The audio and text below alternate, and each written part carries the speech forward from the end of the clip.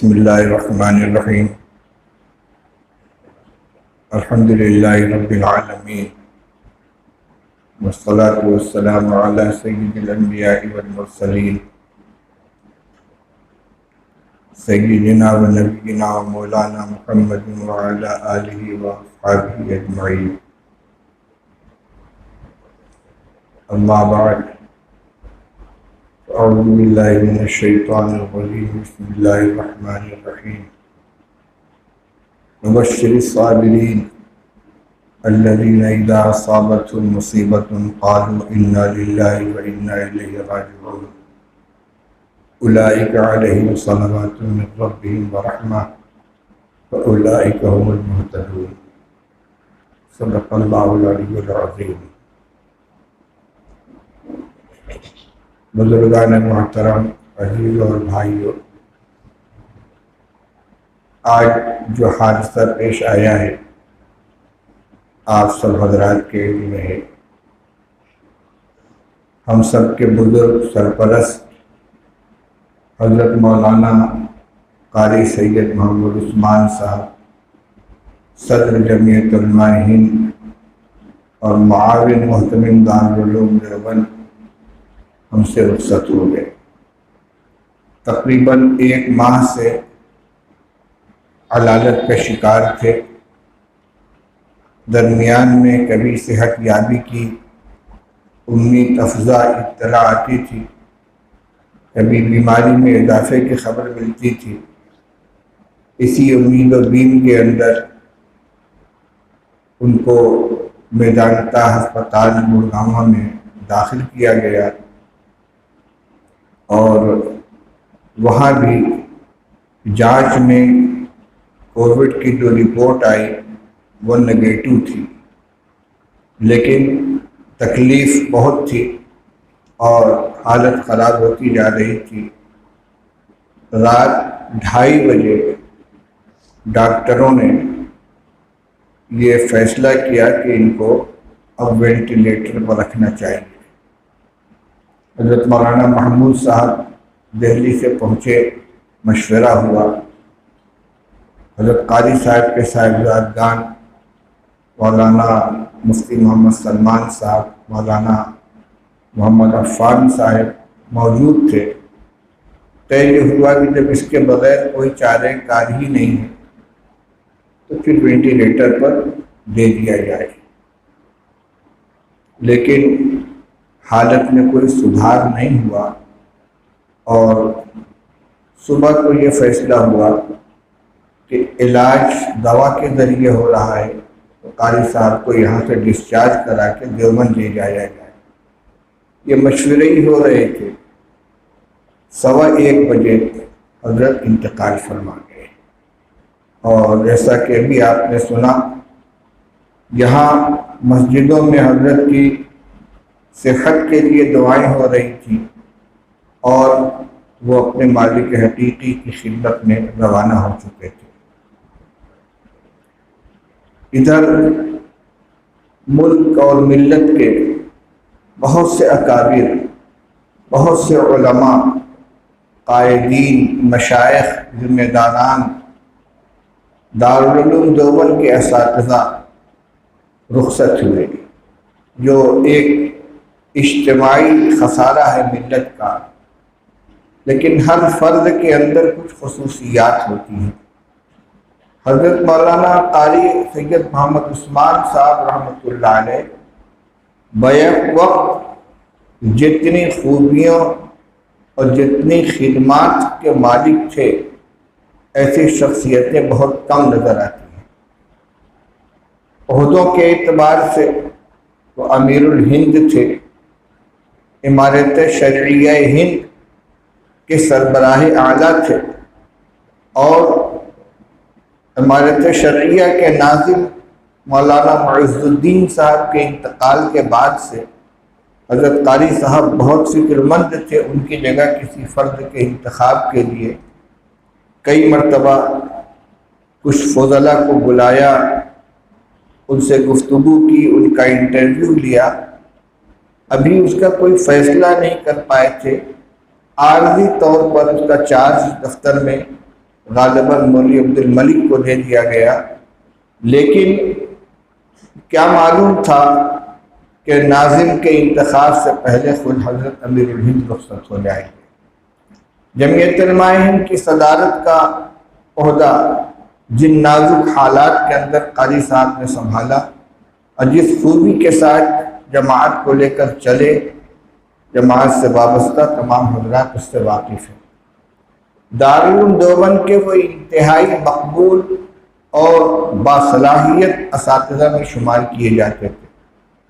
سن 1982 میں دارالعلوم میں بحیثیت مدرس وہ آئے ہیں۔ سن 1965 میں ان کی فراغت ہوئی ہے۔ میرا زمانہ تعلیم علمی وہی ہے۔ میں سن 1962 میں دارالعلوم میں داخل ہو چکا تھا۔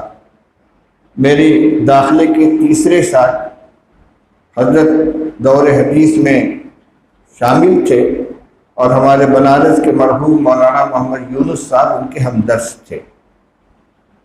فراغت کے بعد جامعہ قاسمیہ گیا میں مدرس بن کر گئے، جو حضرت مولانا قاری فخر الدین صاحب کا مدرسہ تھا، جو حضرت مدنی رحمۃ اللہ علیہ کے اجل خلفاء میں تھے۔ 5 سال وہاں گزارے، پھر جامع مسجد امروہہ کے مدرسے میں تشریف لائے، 11 سال وہاں خدمت کی، پھر دارالعلوم کے اندر آ گئے۔ طالب علمی کے زمانے میں بھی بہت نمایاں تھے، انتہائی سنجیدہ، باوقار، طلبہ کے درمیان محبوب۔ میرے اور ان کے درجہ تعلیم میں اگرچہ فرق تھا، لیکن ہمارے استاد حضرت مولانا وحید الزماں صاحب کیرانوی رحمۃ اللہ علیہ نے عربی ادب کے طلبہ کے لیے جو انجمن قائم کی تھی النادی الادبی، اس میں مختلف درجات کے طلبہ شریک رہتے تھے اور اپنی اپنی ذمہ داریاں نبھاتے تھے۔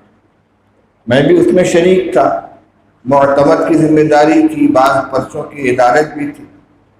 قاری صاحب نے طلبہ کی تربیت کے لیے بڑے عجیب نظام چلا رکھے تھے۔ اس میں ایک شعبہ تھا شعبہ قضا، کہ اگر النادی سے وابستہ طلبہ کے درمیان کسی طرح کا نزاع پیدا ہو تو بجائے اس کے کہ وہ آپس میں الجھیں، سیدھے النادی کی طرف سے متعین کردہ جو قاضی ہوں ان کے پاس آئیں اور آ کر اپنا مرافعہ پیش کریں، اور پھر وہ تحقیقات کے بعد مناسب فیصلہ کریں۔ حضرت قاضی صاحب قاری سید محمد عثمان صاحب رحمۃ اللہ علیہ کو مولانا وحید الزماں صاحب نے النادی کے اندر قاضی متعین کیا تھا، اور مولانا فیض الحسین صاحب جموی جو اس وقت طالب علم تھے، بعد میں دارالعلوم کے استاد ہوئے، ان کو قاضی القضات متعین کیا۔ النادی کے تمام پروگراموں میں قاضی صاحب حضرت قاری صاحب بہت دلچسپی کے ساتھ حصہ لیتے تھے، اور عربی زبان و ادب کے ممتاز طلبہ میں شمار کیے جاتے تھے، اور یہ ان کا فن اور ترقی کرتا گیا، یہاں تک کہ سن 1382 میں جب دارالعلوم میں تشریف لائے ہیں تو اس وقت سے لے کر اخیر تک شعبہ تکمیل ادب کے اسباق قاری صاحب سے متعلق رہتے تھے۔ اس کے علاوہ غالباً سن 1999 میں حضرت قاری صاحب کو حضرت مولانا محبوب الرحمن صاحب رحمۃ اللہ علیہ کے زمانے میں نائب مہتمم بنایا گیا، اور بڑی کامیابی کے ساتھ انہوں نے خدمت انجام دی۔ یہ سلسلہ 2008 تک چلتا رہا۔ پھر جمعیت علماء ہند کا تنازع سامنے آیا، دارالعلوم کے مجلس عاملہ کے فیصلے کی وجہ سے حضرت قاری صاحب اور حضرت مولانا ارشد صاحب مدنی، ایک رحمت اللہ علیہ ایک زندہ مجدہ، یہ دونوں اپنے اپنے عہدوں سے سلوک دوش ہو گئے۔ اب الحمدللہ حالات بدل گئے ہیں اور دونوں دارالعلوم کے اندر عہدوں کے اوپر واپس آ چکے ہیں۔ تو اس وقت 2008 میں قاری صاحب ناظم نائب محتمم کے عہدے سے مستعفی ہو گئے تھے۔ اس سے پہلے کبھی ناظم دارالقامہ، کبھی ناظم تعلیمات کے عہدے پر رہے، اور جس شعبے کے اندر رہے بہت کامیاب انہوں نے ذمہ داری کو انجام دیا۔ ادھر میرا بہت دنوں سے یہ مطالبہ تھا کہ اہتمام کی ذمہ داری بہت بھاری محسوس ہوتی ہے، مجھے کوئی معاون دیا جائے۔ اس سال جب بخاری شریف کا سبق مجھ سے متعلق ہوا تو میں نے اس شرط کے ساتھ اس کو قبول کیا کہ مجھے مضبوط معاون چاہیے، اور نام پیش کیا میں نے حضرت قاری صاحب کا، کیونکہ ان کو طویل تجربہ تھا، پھر ان کی شرافت نفس، ان کی سوجھ بوجھ، ان کی اصول پسندی، اس نے ان کو نمایاں کیا تھا۔ مجلس شورا کے شکر گزار ہوں کہ اس درخواست کو قبول کیا گیا، اور قاری صاحب کے پاس یہ سفر سن 1442 جو سال چل رہا ہے، سفر سن 1442 کی شورا میں یہ تجویز منظور ہوئی ہے، اور جس وقت یہ تجویز لکھ کر حضرت قاری صاحب کے پاس پہنچی ہے، اگلے دن دفتر میں آ کر اس طرح اپنی جگہ پر بیٹھ گئے جیسے درمیان میں کوئی انقطاع رہا ہی نہ ہو، آتے ہی فوراً کام شروع کر دیا اسی رفتار کے ساتھ۔ بیٹھے، بھائی فلاں دفتر سے ملازمین کا رجسٹر حاضری لے آؤ، منگوایا، دیکھا، ذرا دیکھو وہاں کون کون موجود ہے۔ ایک کھلبلی سی مچ گئی۔ عام طور پر دفتر اہتمام کے اندر ہم لوگ نائب محتممین اور ہم لوگ تھوڑی تاخیر سے پہنچتے ہیں، کیونکہ کاغذات جو آتے ہیں دستخط کے لیے دیر میں آتے ہیں۔ قاری صاحب نے معمول یہ بنا لیا کہ پہلا گھنٹہ لگتے ہی دفتر اہتمام میں سب سے پہلے پہنچ جاتے تھے۔ جب معاون محتمم سب سے پہلے آ کر بیٹھیں گے تو سارا عملہ اٹینشن ہو جائے گا۔ 1 گھنٹہ 1.5 گھنٹہ بیٹھنے کے بعد پھر جاتے تھے، پھر چوتھے گھنٹے میں آ کر بیٹھتے تھے۔ عجیب صلاحیت تھی۔ ایک خاص چیز یہ دیکھی کہ کام کی کثرت سے کبھی نہیں گھبراتے، اتنے کام اپنے ذمے قاری صاحب نے لاد رکھے تھے، اور کوئی ان کو اس کی وجہ سے الجھن نہیں ہوتی تھی۔ نئے نئے کام تعمیر و ترقی کے، علمی ترقی کے، خود اس کی پیشکش کرتے تھے، اس کی ذمہ داری سنبھالتے تھے۔ ادھر جو لاک ڈاؤن کی وجہ سے تعلیمی سلسلہ منقطع رہا، قاری صاحب نے اور حضرت مولانا سید ارشد صاحب مدنی دامت برکاتہم نے یہ کہا کہ بھائی اساتذہ کرام سے کچھ علمی کام لینا چاہیے۔ چنانچہ اس سلسلے میں دارالعلوم کے دفتر اہتمام میں تمام اساتذہ کی میٹنگ بلائی گئی، اور اس میں 3 کمیٹیاں بنی۔ ایک کمیٹی بنائی گئی اصلاح معاشرہ کے نام سے، جس کا کام یہ تھا کہ دیوبند اور اطراف کے تمام مساجد میں وہاں کے ذمہ داران سے رابطہ کر کے ہفتے کا کوئی دن اور کوئی نماز کا وقت متعین کر کے طے کر کے اس میں جائیں اور وہاں بیان کریں۔ بیان کے لیے ایک تو جو معاشرے میں پھیلی ہوئی خرابیاں ہیں ان کی نشاندہی اور ان کی اصلاح، دوسرے درس قرآن، جو لوگ قرآن پڑھے ہوئے نہیں ہیں ان کو قرآن پڑھانا، تیسرے تصحیح قرآن، جو بچپن کے پڑھے ہوئے ہیں قرآن صحیح نہیں اس کو ٹھیک کرانا، چوتھے درس حدیث، ہفتے میں کسی دن حدیث پاک کا ترجمہ اور اس کی تشریح، پانچویں بیان مسائل، جو ضروری مسائل ہیں وہ لوگوں کے درمیان بیان کیے جائیں۔ اس کے لیے ایک کمیٹی بنائی گئی، اس کا نام رکھا گیا اصلاح معاشرہ کمیٹی۔ قاری صاحب خود اس کے سرپرست بنے اور پھر لگ گئے اس میں۔ دیوبند کے اندر 120 مساجد ہیں، ان کو 3 حصوں میں تقسیم کر کے 3 دن مہمان خانے میں ان متولیان کو بلا کر ان کی میٹنگ کی گئی اور ان کے سامنے پروگرام رکھا گیا۔ ان کے مطالبے پر ہر جگہ کے لیے اساتذہ کرام کو متعین کیا گیا، یہ سلسلہ چل پڑا۔ دوسری کمیٹی بنی تحقیق و تالیف کمیٹی، کہ ان اساتذہ کرام سے دینی اور اصلاحی عنوانات کے اوپر نئی کتابیں مرتب کرائی جائیں، اور ہمارے اکابر کی جو تصنیفات قدیم زمانے میں تباہ ہوئی تھی اور اب ناپید ہو گئی ہیں، ان کو نئے زمانے کے اعتبار سے ایڈٹ کر کے ان کو شائع کرایا جائے۔ اس کام کے لیے جو کمیٹی بنائی گئی اس کے سرپرست بھی حضرت قاری صاحب بنے، اور بڑی دلچسپی کے ساتھ اس کام کو شروع کرایا، اور اب تک اس کی تقریباً 6-7 میٹنگیں ہو چکی تھیں، جس میں جتنا کام ہوتا تھا اس کا جائزہ لیا جاتا تھا۔ جو کام مکمل ہو کر آیا اس کو کسی دوسرے استاذ کے حوالے کیا کہ آپ اس کے پر نظر ثانی کر لیجئے۔ ہر چیز کو براہ راست بغور وہ دیکھ کر فیصلہ کرتے تھے، روا روی کے اندر یا سرسری طور سے نہیں۔ تیسری کمیٹی بنی کتب خانے کی ترتیب نو کے لیے کہ وہاں کتابوں کو مرتب کیا جائے۔ پرانے زمانے کا رشتہ چلا آ رہا ہے جس میں ساری کتابیں ایک ساتھ درج ہیں، درسی غیر درسی کو الگ کیا جائے۔ یہ سارے کام حضرت قاری صاحب کے ذہن کی اپج تھی اور سب کو انہوں نے انجام دیا۔ اسی طرح دارالعلوم کی شورا نے یہ تجویز منظور کی تھی کہ دیوبند میں دارالعلوم کی طرف سے جو مکاتب قائم ہیں، شہر میں اور اطراف میں جائزہ لے کر نئے مکاتب قائم کیے جائیں۔ تجویز پڑی ہوئی تھی، قاری صاحب نے آنے کے بعد فوراً اس کو زندہ کیا، جو نگران مکاتب تھے ان کو بلایا، اور ہمارے شورا کے ممبر حضرت سید انظر حسین صاحب رکن شورا کو بھی شامل کیا، دفتر تعلیمات کو متوجہ کیا اور جگہ جگہ بھیج کر جائزہ لیا، درخواستیں دی اور 4-5 نئے مکاتب قائم کر کے اور پھر وہاں مدرسین رکھے۔ پہلے سے دفتر تحفظ ختم نبوت جب دارالعلوم میں قادیانیت کے فتنے کو کچلنے کے لیے، اس کا مقابلہ کرنے کے لیے عالمی تحفظ ختم نبوت کا اجلاس ہوا اور مجلس تحفظ ختم نبوت قائم کی گئی، اس کے سیکریٹری ناظم بنائے گئے تھے حضرت مولانا قاری محمد عثمان صاحب، اور ناظم اعلیٰ بنائے گئے تھے حضرت مولانا مفتی سعید احمد صاحب، اور دارالعلوم کا محتمم اس کا صدر ہوا کرتا تھا۔ اس وقت سے انہوں نے اس خدمت کو سنبھالا اور اس کی وہ روح رواں تھے۔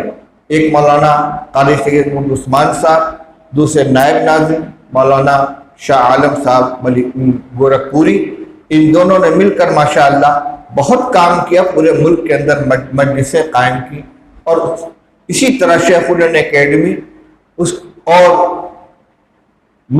شعبہ مکاتب اسلامیہ بیرون دیوبند، یعنی پورے ملک کے اندر جہاں جہاں ارتداد و قادیانیت کے فتنے تھے وہاں پر مکاتب قائم کرنا، اساتذہ کو بھیج کر ان کی نگرانی کرنا، اس شعبے کے بھی سربراہ قاری صاحب تھے۔ میں نے چند کام شمار کرایا ہے آپ کے سامنے۔ اس کے علاوہ النادل ادبی کے طلبہ کی نگرانی، مدنی دارالمطالعہ کی سرپرستی، اور جو طلبہ کے اپنے ذاتی معاملات ہوتے ان سب کو دیکھنا، بے شمار کام، اور ہر کام کو وہ تفصیل کے ساتھ دیکھتے تھے، ایک ایک جز کو دیکھ کر۔ خاص بات یہ تھی اصول پسندی، اصول کے خلاف کوئی کام ان کو منظور نہیں تھا، کیونکہ حضرت مولانا مرغوب الرحمان صاحب رحمۃ اللہ علیہ کے ساتھ ایک لمبے عرصے تک کام کر چکے تھے، اس لیے ضابطوں سے اور معمولات سے بھی، تعامل سے بھی واقف تھے۔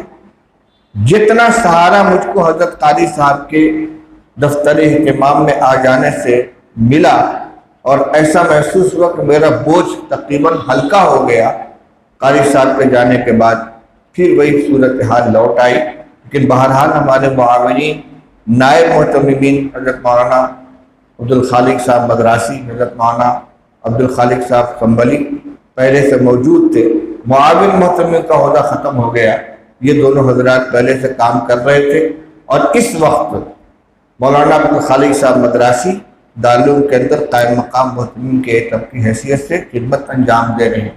اور عجیب بات ہے، دارالعلوم کے کارگزار محتمم مولانا غلام رسول خاموش صاحب کا انتقال ہوا، اور حضرت مولانا مرغوب الرحمان صاحب محتمم مستقل بیمار ہو کر وطن تشریف لے گئے۔ تقریباً 2 مہینے کا عرصہ اس طرح گزرا کہ دارالعلوم کے انتظام کی ساری ذمہ داری مولانا عبدالخالق صاحب مدراسی نے سنبھالی۔ اس وقت صورتحال تقریباً وہی ہو گئی، قاری صاحب معاون محتمم وفات پا چکے ہیں، میں وطن آیا ہوا ہوں اور طبیعت بھی ٹھیک نہیں ہو، معلوم نہیں کتنی دیر میری واپسی ہوگی۔ اس وقت پوری ذمہ داری کے ساتھ مولانا مدراسی صاحب اس خدمت کو انجام دے رہے ہیں۔ اللہ تعالیٰ ان کے مولانا مدراسی صاحب، حضرت مولانا ارشد صاحب، مولانا نعمت اللہ صاحب، مولانا قمر الدین صاحب اور جو اساتذہ کرام وہاں رہ گئے ہیں ان کی حفاظت فرمائے، ان کو صحت عطا فرمائے۔ بہرحال عربی کا ایک شعر ہے، وما کان قیس حلقہ حلق واحد ولکنہ بنیان قوم تہدما، کہ قیس کی وفات تنہا قیس کی وفات نہیں ہے بلکہ ایک قوم کی عمارت منہدم ہو گئی۔ اب یہ ایک فرد جتنے کام کو سنبھالے ہوئے تھا، جتنی ذمہ داریاں اپنے اوپر اٹھائے ہوئے تھا، اس فرد کے جانے سے وہ سارے کام متاثر ہوئے ہیں۔ اس لیے کہا تو جاتا ہے کہ اللہ تعالیٰ نعم البدل عطا فرمائے، لیکن ظاہر اسباب کے اعتبار سے ہر فرد کا نعم البدل ملنا مشکل ہوتا ہے۔ یہ تو حالات ہمارے اوپر گزر گئے۔ مولانا محمد قاسم صاحب نے ابھی اپنے تعزیتی تاثرات کے اخیر میں یہ بات کہی کہ ہمیں کیا کرنا چاہیے۔ تو بھئی کرنے کی بات یہ ہے کہ دنیا کا یہ دستور ہے کہ کبرنا موت الکبرا، بڑوں کی موت نے ہمیں بڑا بنا دیا۔ خاندانوں میں بھی یہی ہوتا ہے، دادا کا انتقال ہوا، ابا ان کی جگہ پر آ گئے، ابا کی جگہ پر بیٹا آ گیا، یہ آج کے بچے کل کے باپ بنیں گے اور پھر یہی گھر کے سربراہ بنیں گے۔ کاروبار میں یہی ہوتا ہے، خاندان میں یہی ہوتا ہے، کاروبار میں یہی ہوتا ہے، فیملی میں یہی ہوتا ہے کہ جب اوپر والا چلا جاتا ہے تو نیچے والوں کے اوپر ذمہ داری آتی ہے، اس ذمہ داری کو سنبھالتے ہیں۔ یہی معاملہ خدمت خلق اور دین کے کاموں کے اندر بھی ہے۔ بڑے ہمیشہ نہیں رہتے، ہر آنے والا جانے ہی کے لیے آتا ہے، اس لیے ان کے کام کو اپنے لیے مشعل راہ بنا کر، ان کی خدمات کو اپنے لیے رہنما بنا کر، اسی حوصلے اور جذبے کے ساتھ جو پسماندگان رہ گئے ان کو آگے بڑھنا چاہیے۔ پسماندگان صرف اولاد کو نہیں کہتے بلکہ تمام وہ لوگ کہ جو ان سے وابستہ تھے، ان سے جڑے ہوئے تھے کسی حیثیت سے، وہ سب ان کے پسماندگان ہیں۔ پسماندگان کے معنی پیچھے رہ جانے والے، ہم سب پسماندگان ہیں۔ اس لیے بڑوں کے کارناموں کو، ان کی خدمات کو دیکھیں اور اس سے روشنی حاصل کریں، کام کا اپنے اندر حوصلہ پیدا کریں اور ہمت کے ساتھ آگے بڑھیں۔ دوسری چیز یہ کہ ہر فرد کی موت اپنی موت کو یاد دلاتی ہے۔ مدینہ طیبہ میں جب ہجرت کر کے مہاجرین تشریف لے آئے ہیں تو اس وقت وہاں وبائی بخار کی بہت شدت تھی، بہت زیادہ بخار آ رہا تھا لوگوں کو۔ حضرت ابوبکر رضی اللہ تعالیٰ عنہ بھی بخار میں مبتلا تھے، تو وہ شعر پڑھتے تھے، کل امرئ مصبح فی اہلہ والموت ادنی من شراک نعلہ۔ ہر آدمی کو صبح کے وقت گھر میں صبح بخیر کی دعا دی جاتی ہے، حالانکہ موت اس کے جوتے کے تسمے سے زیادہ قریب ہوتی ہے۔ یعنی آدمی کو دعا دی جاتی ہے تمہاری صبح بخیر ہو، لیکن مقدر میں یہ لکھا ہوا ہے کہ اس کی موت آنے والی ہے۔ تو کس وقت کس کی موت آ جائے گی کچھ خبر نہیں۔ حضرت بلال رضی اللہ تعالیٰ عنہ اسی بخار میں مبتلا تھے، وہ بھی عربی کا شعر پڑھتے تھے، الا لیت شعری هل ابیتن لیلۃ بواد وحولی اذخر وطفیل وحولی اذخر وجلیل وهل اریدن یوما میاہ مجنۃ۔ ان کا مطلب یہ تھا کہ کیا مجھے یہ کوئی بتائے گا، الا لیت شعری هل ابیتن لیلۃ بواد وحولی اذخر وجلیل، کیا مجھے کوئی بتائے گا کہ مجھے کوئی ایسی رات میسر آئے گی جب میں مکہ کے وادی اسخر اور وادی جلیل کے اطراف میں رہوں گا، وحل اریدن یومن میاہ مجنۃ، اور کیا میں کبھی مجنہ پانی کے گھاٹ پر پہنچوں گا، وحل یبدون لی شامۃ وطفیل، اور کیا کبھی شامہ اور طفیل نامی پہاڑیاں مجھے نظر آئیں گی۔ رسول اللہ صلی اللہ علیہ وسلم نے ان حالات کو دیکھ کر دعا کی کہ اللہ مدینہ کی وبا کو جحفہ منتقل فرما دے۔ چنانچہ آپ کی دعا قبول ہوئی اور مدینہ کی فضا انتہائی پاک صاف ہو گئی۔ میں تو وہ شعر سنا رہا تھا حضرت صدیق اکبر رضی اللہ عنہ کا کہ ہمیں صبح بخیر کی دعا دی جاتی ہے اور موت ہماری لکھی ہوئی ہے۔ حضرت عمر رضی اللہ تعالیٰ عنہ پڑھا کرتے تھے کہ کل یوم یقال مات فلان ولا بد ان یقال یوما مات عمر۔ روزانہ اعلان ہوتا ہے کہ آج فلاں کا انتقال ہو گیا، یقینی طور سے ایک دن یہ بھی اعلان ہوگا کہ عمر کا انتقال ہو گیا۔ یہ حادثات اور یہ وفات کی خبریں ہمیں اپنی موت کی یاد دلاتی ہیں۔ حضرت شیخ رحمۃ اللہ علیہ نے فضائل کے رسالے میں واقعہ لکھا، موت کی یاد جو ان کا رسالہ ہے، غالباً ذوالنون مصری رحمۃ اللہ علیہ کا واقعہ ہے کہ ایک جنازہ جا رہا تھا، کسی نے پوچھا کس کا جنازہ ہے، انہوں نے کہا تمہارا جنازہ ہے۔ اس کے بعد کہا کہ اگر تمہیں یہ بات ناگوار ہو تو میرا جنازہ ہے۔ مطلب کیا تھا؟ ان جنازوں کو دیکھ کر اپنی موت کو یاد کرو۔ بھئی یہ جو حادثات ہو رہے ہیں اس میں سن رسیدہ معمر لوگ بھی ہیں، بیماریوں سے نبردآزما ہو کر وقت گزار کر جانے والے بھی ہیں، اور اچانک انتقال کرنے والے بھی ہیں، چند دنوں کی بیماری میں جانے والے بھی ہیں۔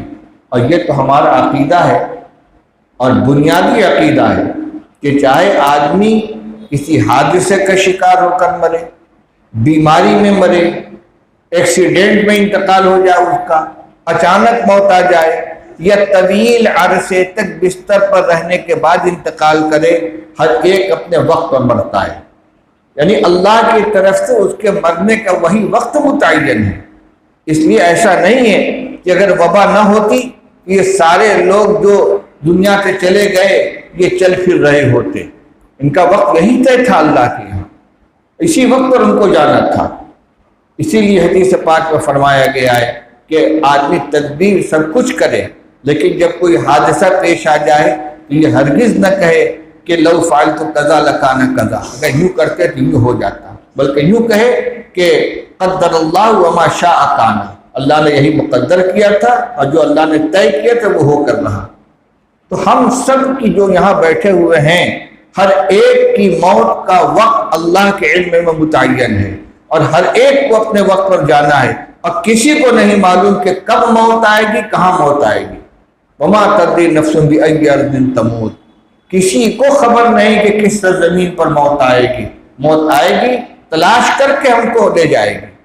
مولانا روم رحمۃ اللہ علیہ نے مثنوی میں قصہ لکھا ہے، حضرت سلیمان علیہ السلام کے دربار میں ایک شخص بیٹھا ہوا تھا، ایک اجنبی اس کو گھور رہا تھا بار بار۔ اب کوئی کسی کو گھورے تو اس کو وحشت ہوتی ہے، جب اس کی نظر اس سے ملتی تو دیکھتا ہے یہ مجھے گھور رہا ہے۔ اس نے حضرت سلیمان علیہ السلام سے کہا حضرت ہوا کو حکم دیجئے کہ مجھ کو ہندوستان کے فلاں شہر میں پہنچا دے۔ حضرت سلیمان علیہ السلام کی حکومت ہوا پر بھی تھی، ہوا کو حکم دیا کہ اس کو فلاں شہر میں اس کے مکان پر پہنچا دو۔ چنانچہ لمحوں کے اندر وہ پہنچ گیا۔ یہاں پہنچا تو وہ اجنبی یہاں موجود تھا جو اس کو وہاں گھور رہا تھا۔ اب یہ دیکھ کر گھبرایا کہ تم کون؟ کہ میں ملک الموت ہوں، مجھے یہاں پہ تمہاری روح قبض کرنے کا اس وقت میں حکم تھا اور تم وہاں بیٹھے ہوئے تھے۔ میں حیران تھا کہ تمہاری روح میں ہندوستان کے فلاں شہر میں کیسے قبض کروں کہ تم تو یہاں بیٹھے ہوئے ہو۔ جگہ بھی متعین، وقت بھی متعین۔ خود اس نے اپنی موت کو دعوت دی، درخواست کر کے کہ مجھ کو میرے وطن کے اندر پہنچا دیا جائے۔ قرآن میں اللہ تعالیٰ نے جگہ جگہ یہ بات ارشاد فرمائی ہے، وَلَوْ كُنْتُمْ فِي بُرُوجٍ مُشَيَّدَةٍ، اگر تم مضبوط قلعوں کے اندر بھی اپنے آپ کو قید کر لو گے تو موت تمہاری وہاں پہنچ جائے گی۔ اس لیے حالات جو آ رہے ہیں بہرحال ان کی وجہ سے صدمات ہوتے ہیں، لیکن ہر موت اپنے وقت پر آتی ہے، اپنی جگہ پر آتی ہے، اور جیسے لکھی ویسے ہی آتی ہے۔ ہماری موت اللہ نے کیسے لکھ رکھی ہے، کب لکھ رکھی ہے، کہاں لکھ رکھی ہے، کن حالات میں لکھ رکھی ہے۔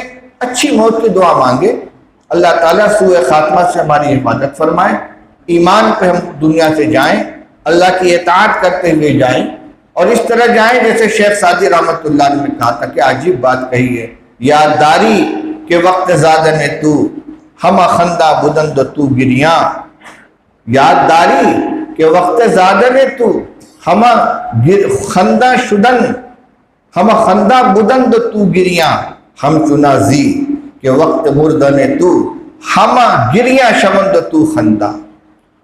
فرماتے ہیں کچھ یاد ہے، پتہ ہے جب تم پیدا ہوئے تھے تو سب لوگ ہنس رہے تھے، خوشیاں منا رہے تھے، تم رو رہے تھے، بچہ جب پیدا ہوتا ہے تو رونا اس کی صحت کی علامت ہے. اگر پیدائش کے وقت نہیں روئے گا تو اس کا مطلب یہ ہے کہ پیدائشی کچھ کمزوری ہے، دماغی کمزور رہے گا. تو وہ تو روتا ہوا آیا اور سارے لوگ خوشیاں منا رہے ہیں، بچہ پیدا ہوا ہے، کسی کا بھائی ہے، کسی کا بھتیجا ہے، کسی کا پوتا ہے، کسی کا نواسا ہے، کسی کا لڑکا ہے. فرماتے یاد ہے جب تو پیدا ہوا تھا تو سب لوگ ہنس رہے تھے، خوشیاں منا رہے تھے، اور تو رو رہا تھا. ہم تو نازی، اب جو تجھے زندگی ملی ہے تو ایسی زندگی گزار کہ وقت مردن تو، جب تیرے مرنے کا وقت آئے تو ہم گریاں شوند تو خندہ، سب رو رہے ہو تو ہنستا ہوا جائے. یہی آج جو ہو رہا ہے. یہ ہمارے اکابر، ہمارے مشائخ جنہوں نے پاکیزہ زندگی گزاری ہے، روح و ریحان و جنت النعیم کا منظر جب ان کے سامنے آتا ہے روح قبض کرتے ہوئے تو ان کی روح بے قرار ہو کر نکلتی ہے اللہ کی رحمت کی گود میں جانے کے لیے، اور ہم پسماندگان آنسو بہاتے ہیں. فرمایا ایسی زندگی گزارو کہ جب تم جاؤ تو دنیا تمہاری جدائی پہ آنسو بہا رہی ہو، غم زدہ ہو، اور تم ہنستے ہوئے جاؤ. یہ حادثات ہمیں یہ پیغام دیتے ہیں کہ ہم اپنی موت کی تیاری کریں. یہ سوچ کر نہیں ابھی تو جوان ہیں، بوڑھے ہو جائیں گے، ابھی تو کھیلنے کودنے کے دن ہیں. نہیں، موت کو وقت اللہ کیا متعین ہے، وہ کسی کے لیے قرآن میں اللہ تعالیٰ نے فرمایا ہے کہ بعض وہ ہیں جو بچپن میں انتقال کر جاتے ہیں، اور بعض وہ جو ارذل العمر کو پہنچتے ہیں، پرانی عمر کو پہنچ جاتے ہیں. کیا بچے انتقال نہیں کرتے؟ جوان انتقال نہیں کرتے؟ ادھیڑ دنیا سے نہیں جاتے؟ اور سارے لوگ بیمار ہو کر ہی جاتے ہیں؟ نہیں، موت آتی ہے، اپنے وقت پر آتی ہے اور اپنا شکار لے کے چلی جاتی ہے. اس لیے تعزیت کی مجلس میں ہم بیٹھے ہیں تو اپنے لیے بھی ہم تعزیت کریں، اپنی تیاری کی فکر کریں کہ یہ وقت ہمارے اوپر بھی آنے والا ہے. گناہوں سے توبہ کریں. ابھی آج میں سن رہا تھا مفتی تقی عثمانی صاحب کا ایک بیان چھوٹا سا، اس کے اوپر موبائل کے اوپر فلسطین میں جو مسلمانوں کے اوپر ظلم ہو رہا ہے. فرماتے ہیں دعائیں تو کر رہے ہیں اللہ تعالیٰ مسلمانوں کی حفاظت فرمائے، لیکن ہم اللہ کو ناراض کیے ہوئے ہیں اپنی بدعمالیوں کی وجہ سے، اپنے گناہوں کی وجہ سے. تو ہماری دعاؤں میں اثر بھی تو پیدا ہو، اللہ تعالیٰ ہم سے راضی بھی تو ہو جائیں. ہم ان وباؤں کو اٹھانے کے لیے اللہ سے دعائیں مانگتے ہیں، لیکن اللہ کی رحمت کو متوجہ کرنے کے لیے کوئی عملی کوشش نہیں کرتے. بہرحال حضرت قاری صاحب رحمۃ اللہ علیہ اللہ کو پیارے ہو گئے. اللہ تعالیٰ ان کی خدمات کو قبول فرمائے. انہوں نے جو دینی، علمی، جماعتی، سماجی خدمتیں کی ہیں، اللہ تعالیٰ مقام قبولیت پر ان کو اونچا درجہ عطا فرمائے. ان کے ساتھ رحمت و مغفرت کا خاص معاملہ فرمائے. ان کے صاحبزادگان مولانا مفتی محمد سلمان صاحب منصور پوری، مولانا مفتی محمد عفان صاحب جو امروہہ میں ہیں، ماشاءاللہ بہت باصلاحیت اور صالح علماء میں سے ہیں. اللہ تعالیٰ ان کو اپنے والد محترم کا صحیح جانشین اور قائم مقام بنائے. جمعیت علماء ہند کو، دارالعلوم دیوبند کو اور پوری ملت کو حضرت کی وفات سے جو خسارہ ہوا ہے، اللہ تعالیٰ ان کا نعم البدل قوم کو عطا فرمائے. بتقاضۂ بشریت اگر کچھ غلطیاں، کچھ زلات ہوں تو اللہ تعالیٰ اپنے رحمت سے ان کو درگزر فرمائے، اور ہم سب کو اپنے اپنے وقت پر ایمان کے ساتھ خاتمہ نصیب فرمائے. وآخر دعوانا الحمدللہ رب العالمین. ہم انہی کلمات کے ساتھ حضرت قاری صاحب کے جملہ صاحبزادگان اور جملہ پسماندگان کی خدمت میں تعزیت پیش کرتے ہیں، اور ان سے امید رکھتے ہیں کہ وہ اپنے والد گرامی کے نقش قدم پر چل کر قوم اور ملت کی علمی، دینی، ہر طرح کی خدمت انجام دیتے رہیں گے. وآخر دعوانا الحمدللہ رب العالمین. دعا فرما لیں. اللہم صلی علی سیدنا و شفیعنا و حبیبنا و نبینا و مولانا محمد و آلہ و صحبہ وبارک وسلم. یا حی یا قیوم برحمتک نستغیث اصلح لنا شأننا کلہ ولا تکلنا الی انفسنا طرفۃ عین. اے اللہ تمام اکابر، تمام علماء، تمام اساتذہ، تمام بزرگ دنیا سے جا چکے ہیں، اللہ سب کی قبروں کو نور سے منور فرما.